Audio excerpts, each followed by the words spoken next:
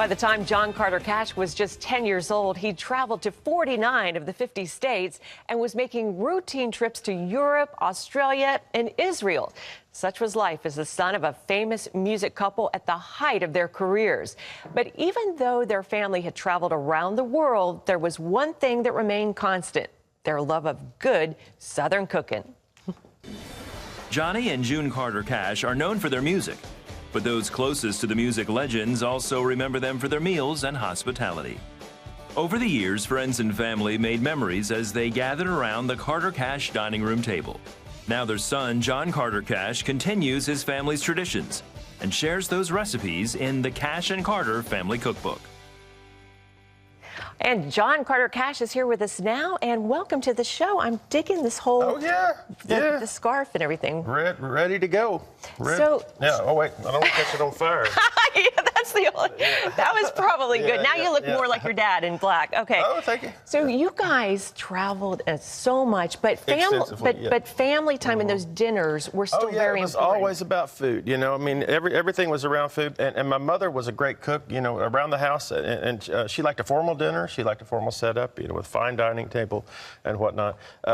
But, you know, she never knew a stranger. If you came into her home, she was going to feed you. She was going to sit you down and give you food. And so that's the world that I grew up in, and also traveling the world, different places.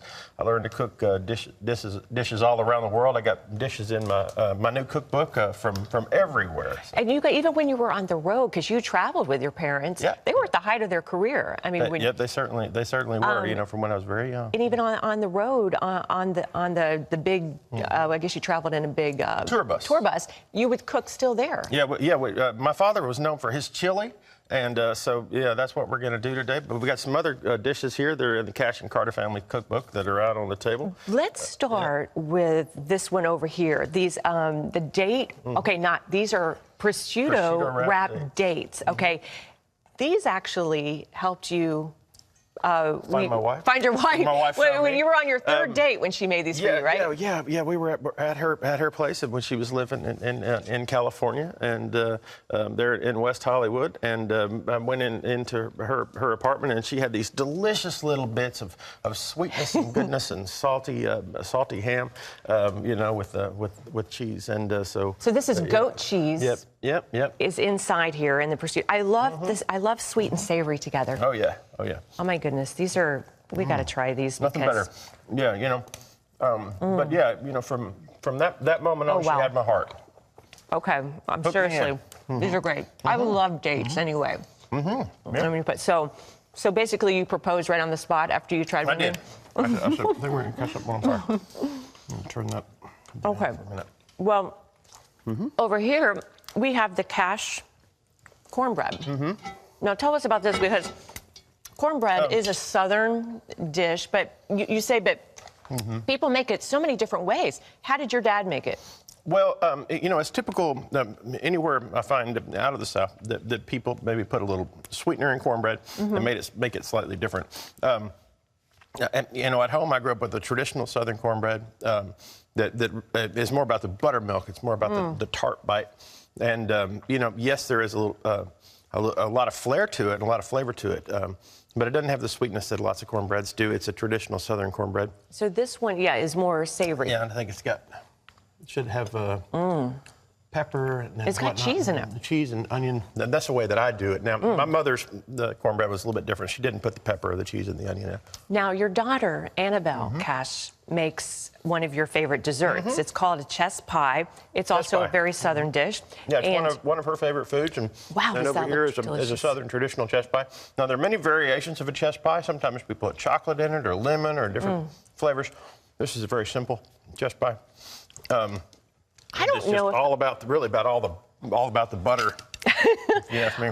Butter makes everything better. I don't think I've ever had chess pie, John. I really don't. Now, is this mainly a Southern dish here? But yes, it is. And now somebody out there knows exactly the history of chess pie. And oh my gosh! You can look it up. What is in this? This is amazing. Heaven is butter, cheese, and egg. So what else do you need? There's not cheese. Butter, egg, and condensed milk. It's the condensed milk. Yeah. I mean, it's sweet, but it is, oh my gosh. Pretty much. But it's sort of hard to get one to set up just right. But if you read the Cash and Carter Family Cookbook, you'll find a good recipe for it. Okay, I'm so excited about this chili. Now, one of the secrets to your dad's chili, famous Johnny Cash, and you call this the iron pot chili with a roasted top. With the roasted top. Is this iron skillet? I mean, you've got to have this Dutch oven. This is like this is like a Dutch oven style, and because of the way that I finish it off, it goes straight from the stovetop into the oven, and then it's. Man, I got a nice sugar buzz from that chest pie. I know. It's a great way to start the day. So yeah, you know, I mean, the first thing that I typically do is I get my pan. I said, I put a little bit of olive oil in it because you're going to get plenty of grease. Okay. And then I go for the first thing that I do would be put the onions in. Okay. And the onions. And let's. And I'll slightly. Okay, stir it. You know, stir up. And the garlic. Is that any garlic? The garlic. And then I'll get that to where it's going to slightly just, you know, start to just get a little translucent. Garlic makes And then I'll put the garlic in. Better. Now the garlic itself, I'll almost let that get to where it's browning.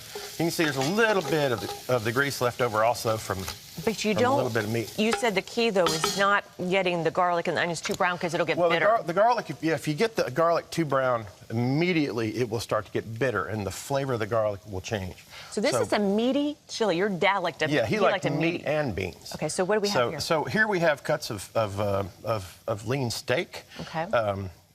I use venison at home just because I love venison. Do you hunt? Because I cook and I hunt. And so I cook and I hunt, Therefore, my fiance will love that because he's got a freezer full of meat. But yeah, you know, you can use a lean cut of steak. My father liked to use sirloin steak, and he would brown the steak. Okay. At which point you want to cook a little bit of the water out of the steak. Right. And that happens pretty fast in a big pan like this. So just for the sake of time, we'll say that this meat's already kind of brown. And then you want to, this is ground turkey. Okay. And you put all this in? Yep, you can use ground venison, all ground beef, but make sure it's lean. Again, make sure it's lean. And if your beef is too fatty, you want to drain it before you add anything else. So always add all the meat. That's the way I figure. Yeah, just go for it. Just go for it. You know? And yep. More onions. More onions. Okay. Yep. How many, like, and the recipe's, of course, in the book, but that's at least the 2 onions right there, probably. Yeah. But this is we're making. Well, but right now, what I'm doing is I'm adding the right amount of onions. And okay. See, that's the cook. The cook in each person will be determining exactly where to go from there. So at that point, then we want to put the tomatoes in. Okay. I'll help you. Dump the tomato. Okay. Ooh, that's like a nice sizzle. Okay.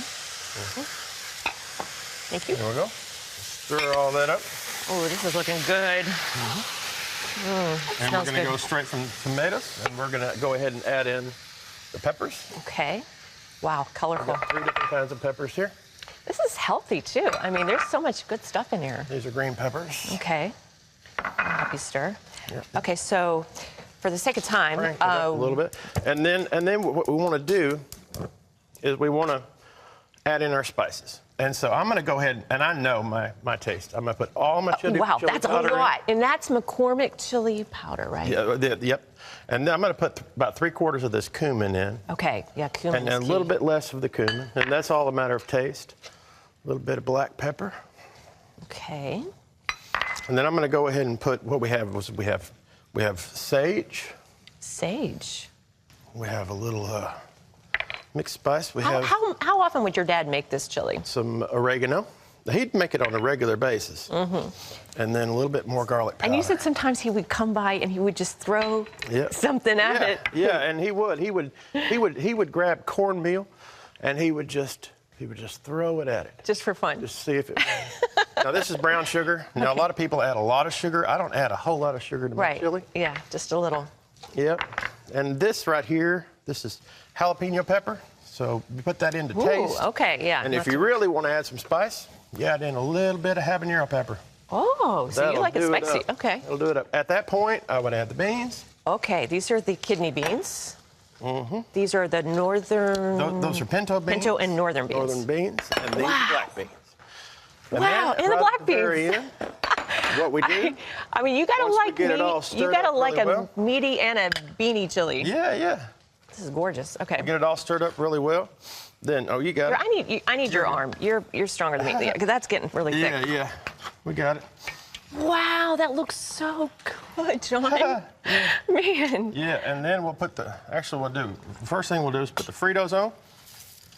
So this was what you added later. That I add the cheese and the Fritos.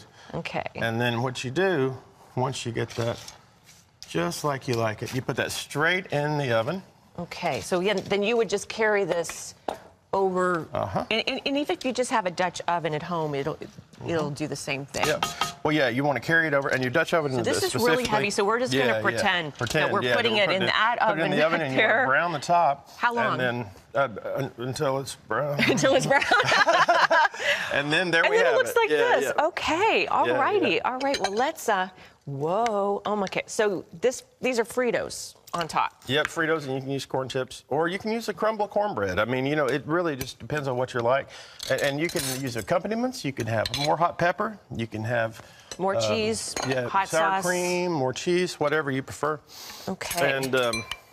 And this is my father's chili with a slight variation. There's a dollop for you. That I've put together.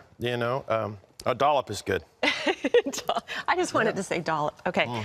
All right, here we go with Johnny Cash's Iron Pot Chili. Here we go. Yeah, with the roasted top. With a roasted top. Oh my goodness. It This works. is amazing. Well, long live Johnny Cash's chili, and thank you for doing your own spin on it and So glad to be teaching here. us how to do Goes it. out to my daughter Grace June, who's sitting at home this morning. Grace June. She's 14 months old. Oh, God bless her. You have a little baby. Oh, my goodness, so cute. Well, for more recipes, great recipes, and recollections from Johnny and June's table, be sure to get the Cash and Carter Family Cookbook, which is in stores nationwide. And don't forget about the Cash's family's other loved music, John Carter's latest CD. You've got a new CD out right now. We Must Believe in Magic. We Must Believe in Magic. It's got some great, even a couple gospel tunes on it. All across the board, but there's a couple of traditional gospel songs in there. So make this chili and put on John's new CD, You Must Believe in Magic, and you will have a great evening. And you can get a copy of that wherever music is sold. John, this has been so much fun. Wonderful, Thank wonderful you to be so here. much. And yeah, so this delicious. Is good. Turned out good.